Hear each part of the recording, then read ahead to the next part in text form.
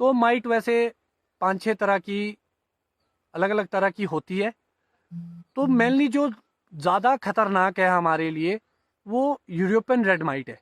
और उसके साथ साथ जो गर्म एरिया है, जहाँ जैसे आपके किन्नौर के हो गए या करसोग का एरिया हो गया, या हमारे भी जो लोअर एलिवेशन के है, लगभग जो 5,000-4,500 की, 4,000 की हाइट पे है, वहाँ टू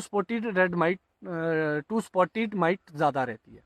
तो अमूमन ये दो तरह की माइट है जो ज़्यादा हमारे को हार्म करती है।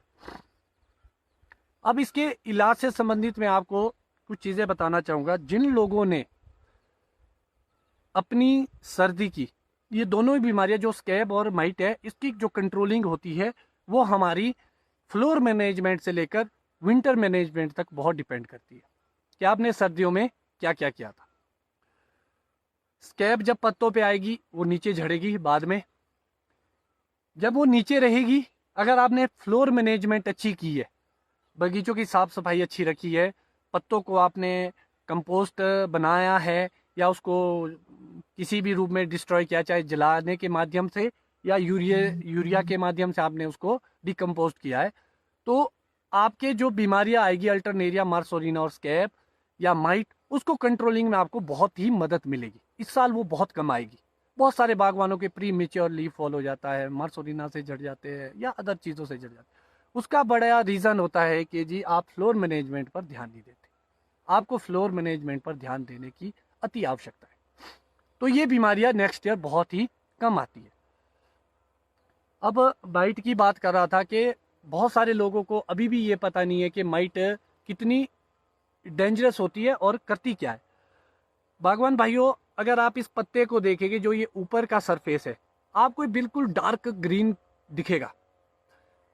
तो ये डार्क ग्रीन क्यों है? और दूसरी साइड आप देखेंगे थोड़ा सा फीके कलर का है उल्टी साइड से, और सुल्टी साइड से ग्रीन कलर का। ये क्यों है ऐसा?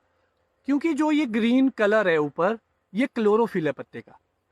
क्लोरोफिल क्या होता है? जो सूरज की किरणें जब पत्ते के ऊपर पड़ती है तो प्रकाश संश्लेषण से पौधों का भोजन बनता है। तो जो भोजन उतना अच्छा बनेगा जितना अच्छा आपका ये क्लोरोफिल होगा। आपको ये समझने की जरूरत है कि ये क्लोरोफिल में ऐसा क्या है, उसको बचाना जरूरी तो है। कि जैसे माइट है, वो क्यों आती है पत्तों पर? बेसिकली ये जो क्लोरोफिल है, इसको खाने के लिए या चाटने के लिए आपकी माइट पत्तों के ऊपर आती है। अगर वो क्लोरोफिल खा लेगी तो आपके भोजन नहीं बनेगा, भोजन नहीं बनेगा तो आपके फ्रूट में साइज नहीं आएगा, क्वालिटी नहीं आएगी, कलर नहीं आएगा, और बहुत सारी चीज़ें। और सबसे बड़ी बात, जो नेक्स्ट ईयर का बड, जो अभी आपके मई जून जुलाई के आसपास जो बनता है बड, वो कहीं ना कहीं वीक बनेगा और अगली साल वो पत्तों में कन्वर्ट होगा बड आपका।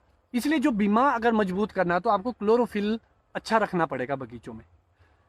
अब बड़ी बात आती है कि माइट रहती कहाँ है। अगर हम सर्दी की बात करें तो ये रहती कहाँ है? ये जो पत्ते आपके नीचे गिर जाते हैं या उसमें नीचे रहेगी, ये लगभग 5 या 6 बार अपनी एग्लेइंग करती है।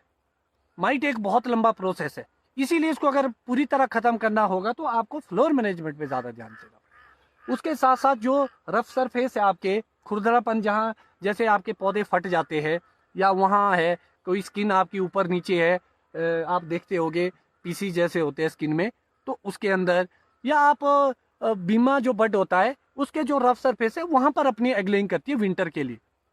तो जो विंटर में आप मैनेजमेंट करते हैं, बहुत सारे लोग जो टीएसओ की स्प्रे करते हैं हायर डोज पे, वो भी एक अच्छा ऑप्शन है। या कई लोग आपके कास्टिक सोडा की स्प्रे करते हैं, वो भी एक बहुत ही अच्छा इलाज है, क्योंकि वो ऊपर ही उसको कंट्रोलिंग कर देगा, उसको बर्न कर देगा। और बहुत सारे लोग लाइम सल्फर करते हैं, वो भी कंट्रोलिंग करेगा माइट की। तो जिन लोगों ने विंटर में फ्लोर मैनेजमेंट से लेकर ऊपर पौधों पे मैनेजमेंट की होगी, उनके ये बीमारियां कम आती है, चाहे वो पत्तों से संबंधित है, चाहे वो कीड़ों से संबंधित है। उसके बाद जो माइट होती है वो कब एक्टिव होती है? आपने देखा होगा कि नौनी विश्वविद्यालय के द्वारा हमारे को 4 लीटर HMO की सिफारिश की जाती है करने की। जो सर्दियों में पड़ता है वो TSO ट्री स्प्रे ऑयल, और जो SO बोलते हैं हम summer oil, all season HMO जिसको हम ये भी बोलते हैं, वो आपके 4 लीटर और 2 लीटर की 2 रिकमेंडेशन आती है नौनी के द्वारा। तो जो ये 2 लीटर की रिकमेंडेशन है वो क्यों आती है?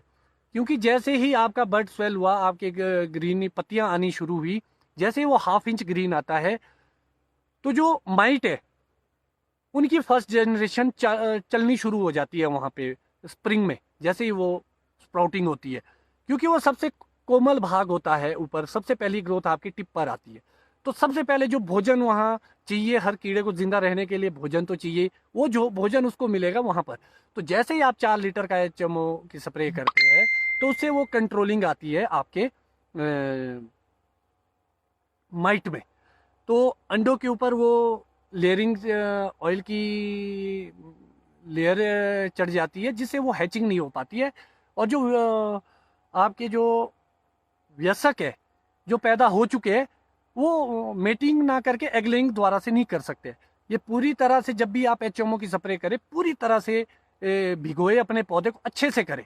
जैसे आप पत्तों की स्प्रे करते हैं, वहाँ आपने मिस्ट देनी है, लकड़ में इतनी जरूरत करने की नहीं है, पत्तों को आपने थोड़ा थोड़ा मिस्ट से करनी है। कभी भी पिचकारियाँ नहीं लगानी है, वेस्ट नहीं करनी है। मगर जो ऑयल बेस्ड होती है, क्योंकि जो फिल्म चढ़ाता है वो फिल्म से दम घोट के मारता है, चाहे वो आपकी स्केल है या आपकी माइट है। तो आपको इस चीज़ का ध्यान रखना पड़ेगा कि प्रॉपर तरीके से आप स्प्रे करें। उसके साथ साथ लगभग मई और जून, अप्रैल और मई के मंथ में फिर से अब आपकी माइट एक्टिव हो जाती है, क्योंकि वहाँ ह्यूमिड कंडीशन मिल जाती है उसको।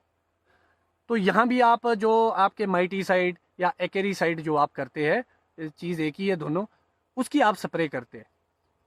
जैसे आप मेडन करते हैं या मिजिस्टर करते हैं, तो जो मिजिस्टर है वो आपके वयस्क को मारता है, जो आपका मेडन है वो आपको अंडों को हैचिंग से बचाता है। तो बहुत सारी कंपनियां ये भी क्लेम करती है कि दोनों चीज़ों पे जो काम करती है, ऐसी भी दवाइयाँ हमारे पास है।